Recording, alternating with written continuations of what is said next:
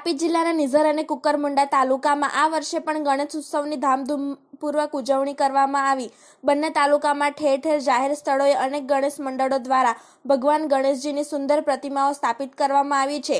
ભક્તોમાં આ પર્વને લઈને ભારે ઉત્સાહ જોવા મળી રહ્યો છે। આગામી 10 દિવસ સુધી ચાલનારા આ મહોત્સવ દરમિયાન સવાર સાંજ આરતી, ભજન, કીર્તન અને સાંસ્કૃતિક કાર્યક્રમોનું આયોજન કરવામાં આવ્યું છે। ભક્તો મોટી સંખ્યામાં ગણેશ પંડાલની મુલાકાત લઈ રહ્યા છે અને બાપ્પાના દર્શન કરીને ધન્યતા અનુભવી રહ્યા છે। આ ઉત્સવમાં સમાજમાં એકતા અને ભાઈચારાની ભાવના પણ ફેલાવી રહ્યો છે। 10 દિવસ બાદ અનંત ચતુર્દશીએ ગણેશજીની મૂર્તિઓનું વિસર્જન કરવામાં આવશે।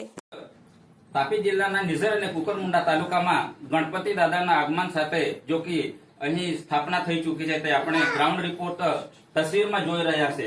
જો કે વિઘ્નહર્તા ગણપતિ દાદાનું 10 દિવસ સુધી પૂજા અર્ચના કરવામાં આવશે અને 10મા દિવસે તાપી નદીમાં વિસર્જન માટે અશ્રુભીની આંખે જશે લોકો। જો કે અહીં બેન્ડ વાજા અને નગારાઓ બધા સાથે અહીં